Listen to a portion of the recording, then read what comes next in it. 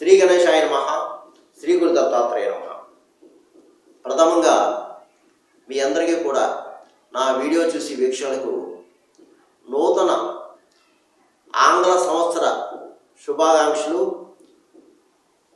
2025లో అడుగుపెట్టాం.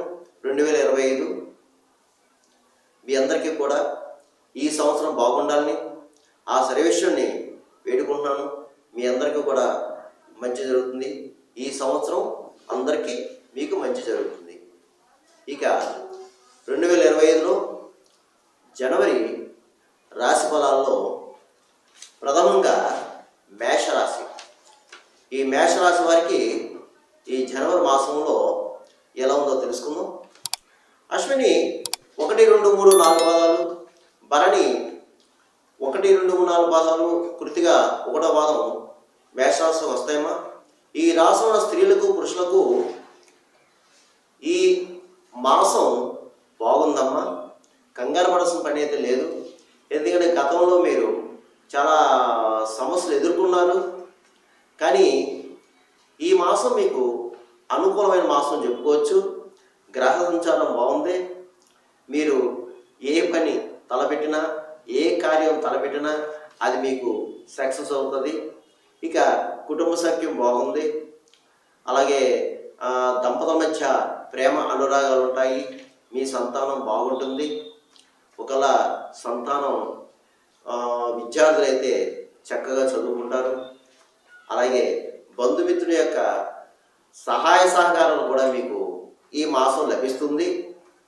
అలాగే విందు వినోదాలు పాల్గొంటారు. విహారయాత్రలకి వెళ్తారు. నూతన వస్త్ర ప్రాప్తి, వస్తు ప్రాప్తి, అలాగే ఆ వాహన యోగం కూడా కనిపిస్తుంది. ఈ మాసం మీకు ఏముంది, పాత వాహనం కొత్త వాహనం తీసుకోవడం లేదా డైరెక్ట్గా కొత్త వాహనం తీసుకోవడం జరుగుతుంది. అలాగే ఆర్థికంగా పర్వాలేదు. ముఖ్యంగా ఈ మాసం ఆర్థిక విషయాల్లో మాత్రం మీకు అనుకూలంగా ఉంటుంది.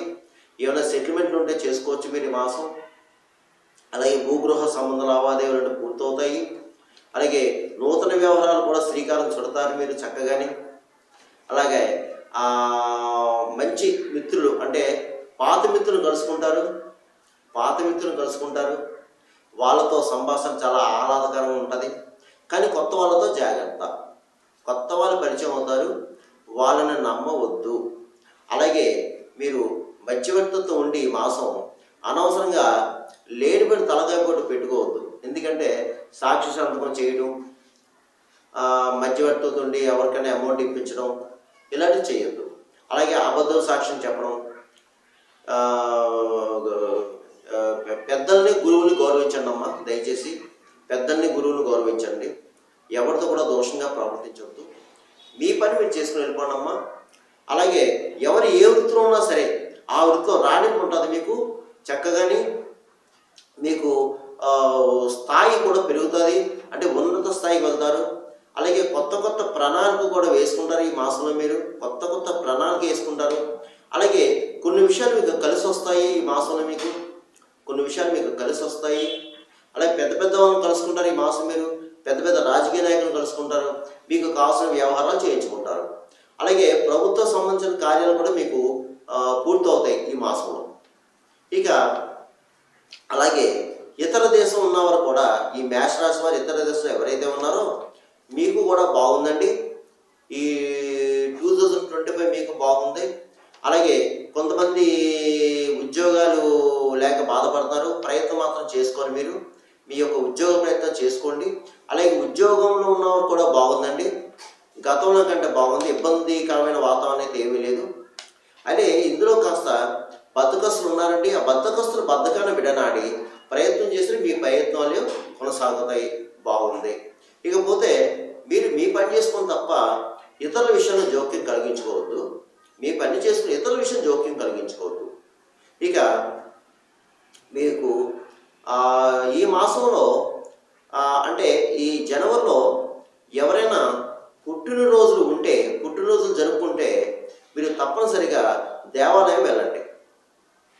మీ పుట్టినరోజు నాడు ఏదో ఒక దేవాలయం, మీకు దగ్గరలో ఉన్న దేవాలయం వెళ్ళి చక్కగా ఆ అర్చక స్వామి వారితో అర్చన చేయించుకోండమ్మా. అలాగే వెళ్ళేటప్పుడు పువ్వులు, పళ్ళు, ఒక ఉంటాయి. అలాగే ఒక స్వీట్ తప్పనిసరిగా తీసుకెళ్ళండి. చక్కగా అర్చక స్వామితో అర్చన చేయించుకొని ఆ యొక్క ప్రసాదాన్ని, ఆ యొక్క స్వీట్ని ఆ దేవాలయం ఉన్న భక్తులకి అందరికీ పంచండి. దీనివల్ల మీకు ఈ సంవత్సరం అంతా శుభం జరుగుతుందమ్మా, మీకు బాగుంటుంది.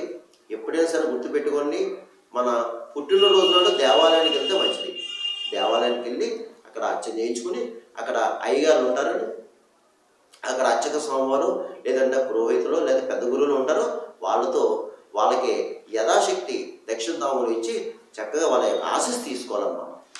ఎప్పుడు కూడా ఆ యొక్క ఆశీస్సు తీసుకుంటే మీకు అంతా మేలు జరుగుతుంది. ఇకపోతే ఈ రియల్ ఎస్టేట్ వరకు బాగుందండి, స్పెక్యులేషన్ లాభిస్తుంది. ప్రైవేట్ రంగంలో ఉన్నవారు కూడా బాగుంది. మోటార్ ఫీల్డ్ వరకు బాగుంది. షేర్ మార్కెట్ బాగుంది.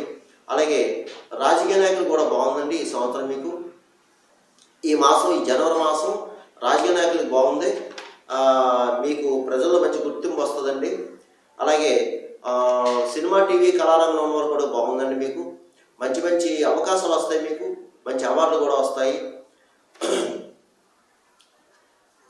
ఇక వ్యాపారస్తులకి, అన్ని రకాల వ్యాపారస్తులకి బాగుంది. జాయింట్ వ్యాపారస్తులకు బాగుంది. కొత్తగా కూడా వ్యాపారం పెట్టుకోవచ్చు మీరు, మంచి లాభాలు వస్తాయండి మీకు. ఇకపోతే విద్యార్థులకు కూడా బాగుంది, చక్కగా చదువుతారు. ఇక వివాహం అయ్యేవారు ఎవరైనా ఉంటే మాత్రం వివాహ ప్రయత్నం చేసుకోండి, మీరు వివాహ ప్రయత్నం చేసుకోండి. ఇక ఉద్యోగస్తుల విషయం వస్తే ప్రభుత్వ పరంగా కానీ ప్రైవేట్ పరంగా కానీ ఉద్యోగస్తులకి బాగుందని మీకు చక్కగా ఉంది.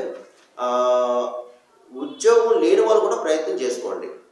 ఉద్యోగం లేని వాళ్ళు ప్రయత్నం మాత్రం గట్టిగా చేసుకోండి, మీరు ప్రయత్నం ఫలిస్తుంది.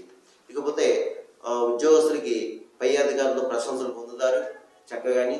తోటి సహ ఉద్యోగులు కూడా మిమ్మల్ని గౌరవిస్తారు, మీ యొక్క సలహా అడుగుతారు. బాగుందండి, అన్ని విషయాలు బాగున్నాయి మీకు. ఇకపోతే ఇక నేను చెప్పిన ఈ రాశి ఫలాలు, గోచర ఫలాలు కేవలం ఈ మాస ఫలితాలు మాత్రమే. ఎందుకంటే ఇది మీకు ఒక 40% వరకు వర్తిస్తుంది. మిగతా 60% మీ జన్మ జాతకం మీద ఆధారపడుతుంది. ఎందుకంటే నేను చెప్పిన ఫలితాలు కొంతమంది జరగచ్చు, కొంతమంది జరగకపోవచ్చు. దయచేసి నా వీడియో చేసి వీక్షలు గమనించండి. నేను ప్రతి వీడియోలో చెప్పినట్టు ఈ వీడియోలో కూడా చెప్తున్నాను. ఎందుకంటే చాలామంది కాల్ చేస్తున్నారు, గురుగారు మీరు చెప్పినవి జరిగినాయండి, బాగున్నాయండి. కొంతమంది మీరు చెప్పినవి జరుగుతా లేదని కొంతమంది నాకు ఫోన్ చేస్తారు. కాబట్టి చెప్తున్నానమ్మా, తప్పకుండా మీ యొక్క జాతకాన్ని కూడా పరిశీలన చేయించుకోండి. అంటే నాతోనే చేయించుకోవాలని నేనేం చెప్తలేదు, మీ ఇష్టం. మీ ఇష్టం వచ్చిన మీకు ఎవరైతే నమ్మకం ఆ పండితుల దగ్గరికి వెళ్ళి ఈ సంవత్సరం ఎలా ఉందా అనేది ఒకసారి పరిశీలన చేసుకోండి. ఒకవేళ నాకే చేయాలంటే కింద నెంబర్ ఉంది, నెంబర్కి కాల్ చేయండి, తప్పకుండా మీకు సలహా సూచన ఇవ్వడం జరుగుతుంది. ఇక మేషరాశి వారు ఈ జనవరి మాసంలో నేను కొన్ని పరిహారాలు చెప్తాను, అవి మీరు చేసుకొని సరిపోతుంది. ఈ మాసంలో మీకు యోగిస్తుంది. అది ఏమిటి అంటే, ప్రథమంగా మీరు మంగళవారం రోజున ఆంజనేయ స్వామి దేవాలయం వెళ్ళాలి, ఒక 5 ప్రదక్షిణ చేయాలి. అక్కడ స్వామికి సింధూరం చేయించాలి. అవకాశం ఉన్నప్పుడు ఒక మంగళవారం మాత్రం వడమాన సమర్పించాలి స్వామివారికి. ఇంకా అవకాశం ఉన్నవారు ఆంజనేయ స్వామి దేవాలయంలో మంగళవారం రోజున సాయంత్రం వేళ ప్రదోష వేళలో 108 ప్రదర్శన చేయండి. శ్రీరామ జయ రామ జయ జయరామ అనుకుంటూ 108 ప్రదర్శన చేయండి. అవకాశం ఉన్నవారు మాత్రమే ఏమ్మా అలా చేయండి. లేకపోతే సుబ్రహ్మణ్య స్వామి వారికి ఒక మంగళవారం అభిషేకం చేయించుకోండి, పంచామృత స్నాన అభిషేకం చేయించుకోండి. ఇక ఒక మంగళవారం మాత్రం కందులు దానం చేయండి. ఎర్రటి వస్త్రంలో కందులు మూటగట్టి అక్కడ అయ్యగారికి దానం చేసి యథాశక్తి దక్షిణ తాము కూడా ఇవ్వండి. అలాగే ఒకసారి వీలైతే సత్యనారాయణ స్వామి వ్రతం చేయించుకున్నాం. మీకు వీలైనప్పుడు ఇంట్లోనే ఏకాదశి రోజున, పౌర్ణమి రోజున, ఈ శనివారం రోజున, ఏదో ఒక రోజున మీ అవకాశంలో ఒక్కసారి వీలైన వారు సత్యనారాయణ స్వామి వ్రతం చేయించుకోండి చాలు, ఇంకేం పర్లేదు. ఇందులో మీరు భయపడాల్సిన పరిస్థితి లేదు, ఏం లేదు. కానీ ఒకటే నేను చెప్పేది, అందరికీ కూడా పరిస్థితులు ఎవరికైనా సరే కొంతమందికి ప్రతికూలంగా ఉండొచ్చు, కొంతమంది అనుకూలంగా ఉండొచ్చు. ధైర్యంగా ఉండండి, మనోనిబ్బరంగా ఉండండి, మనోధైర్యంగా ఉండండి. అడుగు ముందుకు వెయ్యండి. తోసిరాజు ఆటగట్టు. ఎన్ని సమస్యలు వచ్చినా సరే దాన్ని అధిగమం చేస్తేనే మనం సక్సెస్ అవుతామా, లేకపోతే మీరు అలాగే ఉంటారు. దయచేసి ఇవన్నీ గమనించండి. మీ అందరికీ కూడా ఈ మాసం మేలు జరుగుతుంది, శుభం జరుగుతుంది. సర్వేజన సుఖనో భవంతు, శుభం భవంతు. స్వస్తి.